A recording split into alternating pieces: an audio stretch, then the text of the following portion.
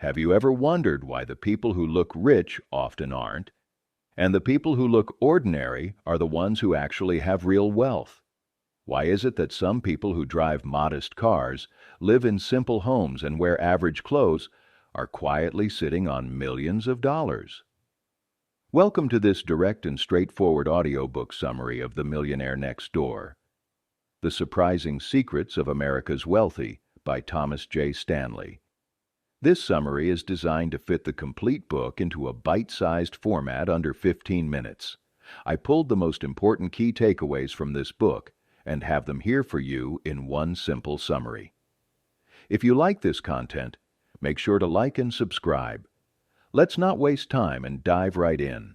And if you stay until the end, I'll share the 5 main takeaways from the book and how you can start using them today. Stanley's research started with a simple question. Who are America's millionaires really? Not the ones we see in the media or on flashy social media pages, but the people who have quietly built lasting wealth. What he found surprised a lot of people. Most millionaires don't look like the rich you might picture. They aren't flashy, and they don't throw their money around. In fact, many of them live in regular neighborhoods, drive used cars, and shop with a budget. The real millionaires of America, according to this book, are disciplined, smart, and most importantly, consistent. Stanley and his co-author William Danko conducted detailed surveys and interviews with hundreds of millionaires across the country. The results revealed patterns of behavior that almost all wealthy individuals followed, regardless of how much they earned. One of the most important discoveries is that becoming wealthy isn't just about how much you make. It's about how much you keep, how you live, and what your priorities are. Many high-income earners are not actually wealthy because they spend everything they make, while many moderate-income earners are millionaires because they save and invest wisely. The book introduces us to the concept of under-accumulators of wealth, UAWs, and prodigious accumulators of wealth, PAWs. UAWs are people who earn a lot but have very little wealth to show for it. They spend big to keep up appearances and often carry debt. PAWs, on the other hand, are the real millionaires. They earn well, but they live below their means. They budget, invest, and think long-term. One story Stanley shares is about a millionaire couple who owned a small business. They never earned a huge salary, but they saved diligently, invested smartly, and didn't waste money. By retirement, they had more wealth than doctors and lawyers who made twice as much but lived extravagant lifestyles. Stanley also observed that many of these millionaires started saving and investing from a young age. They were often raised in households where frugality was practiced and saving was encouraged. Their parents modeled simple living, and that value carried forward. Some of the wealthiest respondents had never earned more than average salaries in their lifetimes, but became millionaires simply by sticking to sound financial habits and never deviating from them, regardless of external circumstances. A key idea in the book is that financial success is more about behavior than it is about intelligence or luck. Most millionaires are self-made. They weren't born into wealth. They didn't win the lottery or hit it big overnight. They worked hard, lived frugally, and invested consistently over time. Stanley found that most wealthy people plan their finances in great detail. They have budgets, track their spending, and are always looking for ways to optimize their financial lives. They avoid unnecessary debt and are cautious about spending. The millionaires next door are people who make intentional choices every day that lead to long-term success. Stanley emphasizes that these millionaires usually have a strong sense of personal responsibility. They do not blame the government, the economy, or their employers for their financial situation. They believe in making their own way through discipline, planning, and effort. Many of the millionaires interviewed had created detailed financial plans and reviewed them regularly, which helped guide their decisions over time. This habit of planning, according to Stanley, was one of the greatest contributors to their wealth. The book also talks about how wealthy people raise their children. Surprisingly, Many millionaires don't spoil their kids with money. They believe in teaching values like hard work, independence, and financial responsibility. Stanley found that when wealthy parents gave too much financial help to their adult children, those kids were less likely to become wealthy themselves. Why? Because it created dependence instead of responsibility. Millionaires who raised financially independent children usually focused on education, financial literacy, and setting clear boundaries about money. He also introduces the concept of economic outpatient care, EEOC, which refers to financial gifts that wealthy parents give to their adult children. While it may seem generous, Stanley shows that EOC often does more harm than good. Children who rely on this type of financial support are less motivated to build their own wealth. They tend to spend more, save less, and take fewer financial risks. The wealth creators in the book avoid EOC, instead encouraging their children to become self-reliant, teaching them the same principles that made them successful. One interesting theme in the book is how millionaires view time. They don't waste it. They use their time wisely, often focusing on activities that improve their financial future. That might mean researching investments, growing a business, or continuing their education. They avoid distractions and live with purpose. Stanley even found that the wealthy spent more time on planning their finances each month than those with little to no savings. Time management is a major ingredient in building wealth, and many millionaires track how their time is spent as carefully as they track their money. Another major takeaway is how millionaires make their money work for them.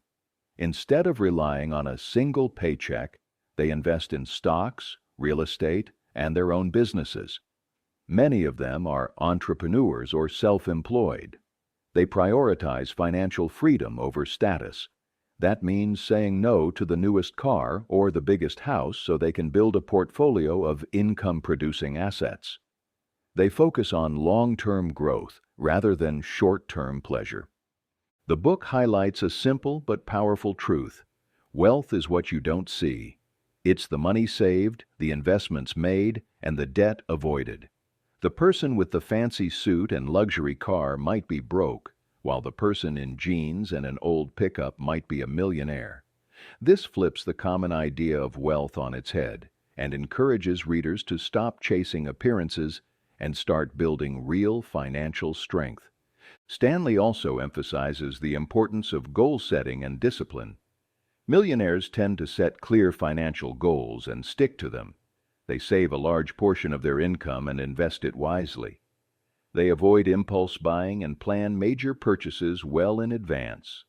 This kind of financial discipline isn't easy, but it's one of the biggest differences between people who build wealth and those who don't. The good news is that it's a habit anyone can develop, and in fact, the average millionaire in the book saved nearly 20% of their income. They also spent time shopping for value, researching major purchases, negotiating prices, and delaying gratification when necessary. They weren't afraid to buy used goods, drive older cars, or skip luxury vacations. Instead, they found joy in the freedom that financial security brings. The Millionaire Next Door also dives into the spending habits of America's wealthy. They tend to live in modest homes in middle-class neighborhoods, not in mansions. They buy used cars instead of leasing luxury vehicles. They shop with a list and prefer quality over brand names. It's not that they are cheap. They just value financial independence more than showing off. Stanley explains that many people stay broke because they're trying to look rich. True wealth often means going unnoticed.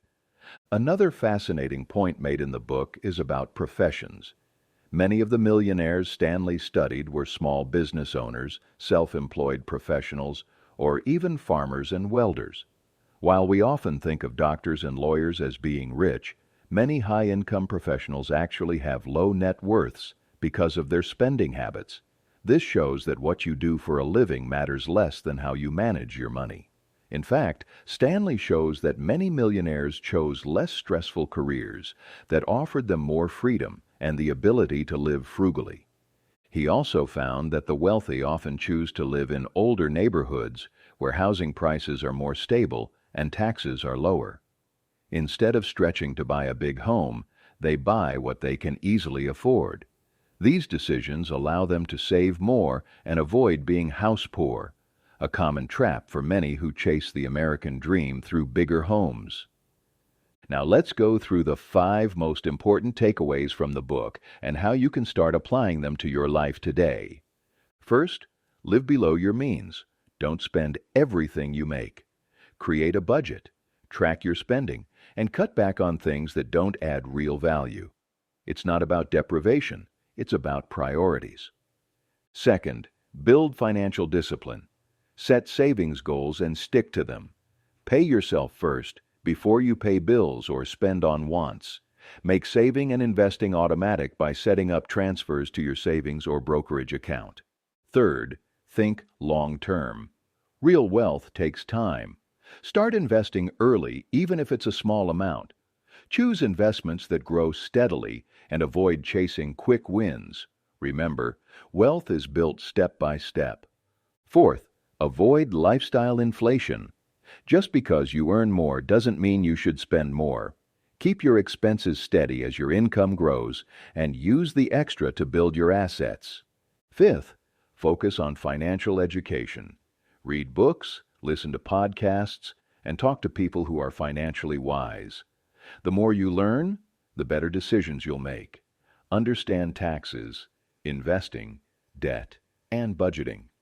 Financial literacy is your greatest tool for building wealth. To wrap this up, The Millionaire Next Door is a powerful reminder that real wealth isn't flashy. It's built on habits, discipline, and long-term thinking. Most millionaires in America are quiet, modest people who made smart choices over time. They live simply, save aggressively, and invest with purpose. They don't try to impress anyone. They focus on freedom. And that freedom comes from financial independence. If you've made it to the end of this audiobook summary, that tells me you're serious about building your financial future. The full book is linked in the description if you want to listen to it in full. Don't forget to like and subscribe for more summaries like this. And if you listened all the way through, drop a comment that says, "Quietly Wealthy," so I know you were with me the whole time. I'll do my best to like and reply to every single one of your comments. Until next time.